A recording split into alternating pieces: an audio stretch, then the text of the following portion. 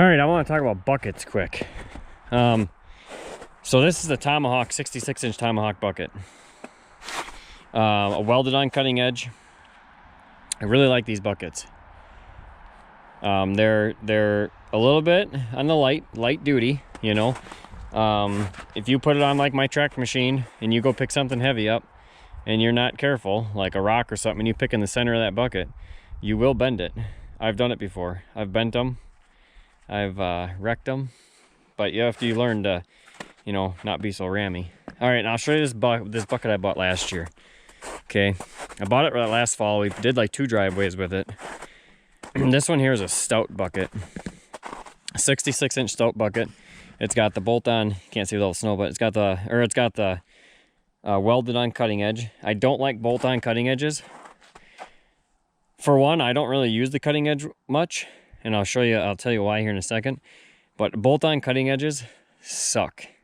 When you go to shovel anything out of that bucket, if you take a shovel and you stick it and you shove it in there and it hits a bolt, man, that's miserable. And it's 95 degrees out and you're out there shoveling rock out of a bucket. Not that we do it very often, but man, when you do, for one, you don't want to be doing it anyway. And then when you hit a bolt, it just drives you nuts.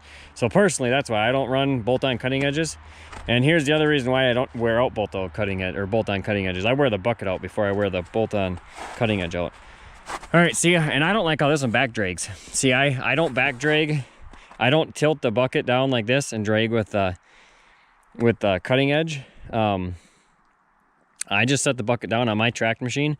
I just set the bucket down and I just pull it backwards. So this part here is flush with the ground. So I just back right up and I can grade way faster and I end up with a way nicer result. All right, now I'll tell you why I don't like this Stout bucket. I hate this bucket. I wish I wouldn't have bought it. I think it was like $1,000.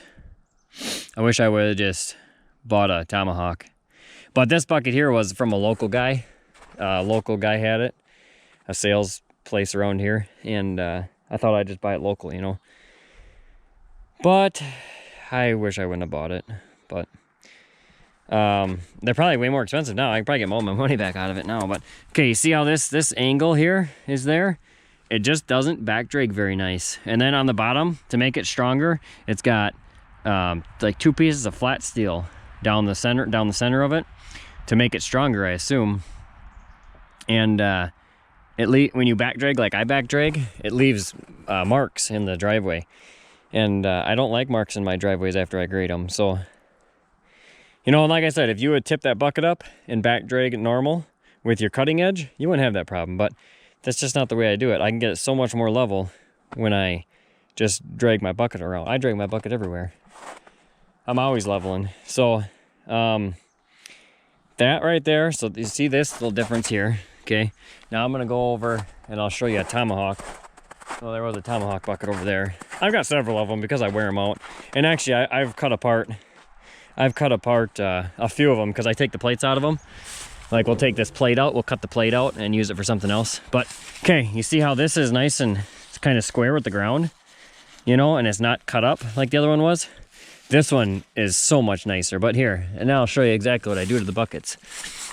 All right, here, clean this out. This bucket's been here a while. See what happens? I wear out the back of the bucket. Look it. I mean, all the way across, I wear the bucket right out. But that's 2 years of running commercial every day. I spread gravel just about every day.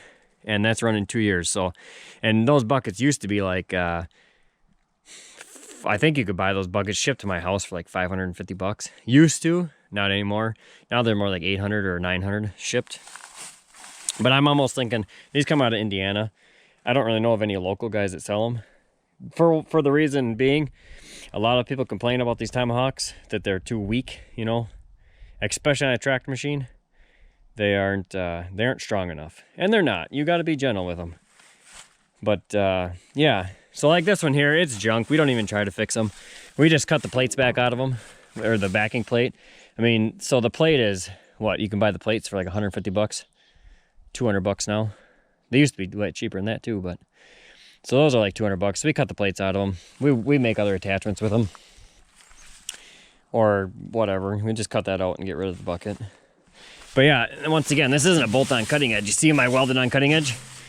That's running 2 years, and you see it's like brand new. and you see the back of the bucket's wore out. But all right, I'm done rambling on about that bucket anyway. But yeah, I think I'm gonna probably go and buy another Tomahawk. Yeah, I'm just not a fan of this Stout. I don't know. Made in USA. I mean, so are those. Those are made in Indiana, the Tomahawks. So I honestly don't even know where this is made. But yeah, and I like the step better too. You see this step? I'm just getting nitpicky now, but this step, and then I'll show you the Tomahawk, the other Tomahawk. I think I got another one around here too. Oh, see this? This is a Tomahawk blade, or one of them old blades, or the old plate. But you see the step on this Tomahawk? I like that step a lot better too.